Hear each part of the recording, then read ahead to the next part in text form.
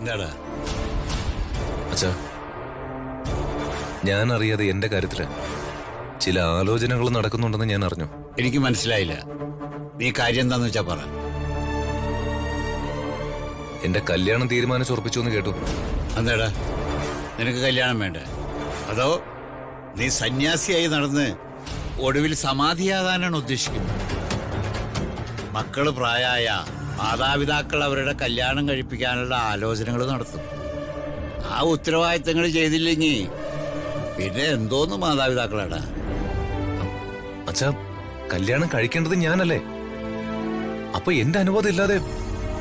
ഒരു സുപ്രഭാതത്തില് ബോധോദയം ഉണ്ടായിട്ട് ഞാൻ നിന്റെ കല്യാണക്കാരി ആലോചിച്ചതൊന്നുമല്ല. വർഷങ്ങളായിട്ട് നീ വർമ്മ സാറിന്റെ മകൾ ഋതിക മാഡത്തിന്റെ ബോഡി ഗാർഡായിട്ട് നടക്കണം. ഇതിനിടയ്ക്ക് നിങ്ങൾ കല്യാണം കഴിച്ച മട്ടിൽ ഇവിടെ വന്ന് താമസിക്കുകയും ചെയ്തു.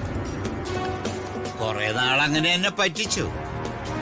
ആ, അത് പോട്ടെ. ഇപ്പൊ ഞാൻ ഈ കല്യാണം ആലോചിച്ചത് ഞാൻ നിന്റെ രക്ഷകർത്താവായതുകൊണ്ട്. അച്ഛാ, എന്റെ കല്യാണത്തിന് എന്റെ ഇഷ്ടം അറിയണ്ടെന്നാ ഞാൻ ചോദിക്കുന്നത്. നിന്റെ ഇഷ്ടം ഇതാണെന്ന് അറിഞ്ഞുകൊണ്ട് തന്നെയാ ഞാൻ ഈ തീരുമാനമെടുത്തത്. എന്റെ ഇഷ്ടം ഇതാണെന്ന് അച്ഛൻ എങ്ങനെ അറിയാം? പച്ച മലയാളത്തിൽ പറഞ്ഞ ഞാൻ നിന്റെ തന്തയായതുകൊണ്ട്. മക്കളെ ഒരുപാട് സൃഷ്ടിച്ച് കള്ളും കുടിച്ച് കഞ്ഞിക്കലവും തല്ലിപ്പൊട്ടിച്ച് ഭാര്യയെ തല്ലി മുറ്റത്ത് വീഴ്ത്തുന്ന ഒരു തന്തയായിരുന്നില്ലടാ ഞാൻ. സമ്പത്ത് കൊണ്ട് ദരിദ്രനാണെങ്കിലും സമാധാനം കൊണ്ട് ധനികനായ ഞാൻ നല്ല അന്തസ്സോടുകൂടി തന്നെയാ ഞാൻ എന്റെ മക്കളെ വളർത്തിയത്. പ്രത്യേകിച്ച് നിന്നെ. അതുകൊണ്ട് നിന്റെ കാര്യത്തിൽ ഞാനൊരു തീരുമാനമെടുത്തു. എന്താടാ, അത് തെറ്റാണോ? അച്ഛാ, എനിക്ക് ഋതിക മേഡത്തെ കല്യാണം കഴിക്കാൻ പറ്റില്ല. എന്തുകൊണ്ട്?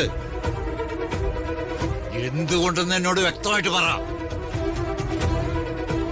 ഞങ്ങളറിയാതെ നീ വേറെ ഏതെങ്കിലും പെൺകുട്ടിയെ പ്രേമിക്കുന്നുണ്ടോ? ഉണ്ടെങ്കിൽ പറ, ഞാൻ ആ കല്യാണം നടത്തി തരാം. ഞാൻ അച്ഛനോട് കള്ളത്തരൊന്നും കാണിക്കാറില്ലല്ലോ. അത് നിന്നെക്കാളേറെ നന്നായിട്ട് എനിക്കറിയാം. അച്ഛാ, ഈ കല്യാണം നടക്കില്ല അച്ഛാ. ഈ കല്യാണം നടക്കണം. ഈ കല്യാണമേ നടക്കൂ. ഇത് ഞാൻ ഒറ്റയ്ക്കെടുത്ത തീരുമാനമല്ല. വർമ്മ സാറും സരസ്വതി മാഡവും കൂടി എടുത്ത തീരുമാനം. അച്ഛാ, എന്റെ ഭാര്യയായിട്ട് മാഡത്തെ എനിക്ക് കാണാൻ സാധിക്കുന്നില്ല. അതെന്താ? ഋതിക മാഡം അല്ല അപൂർവ ജീവിയാണ്. വല്ല ജലകന്യകയോ മാറ്റോ?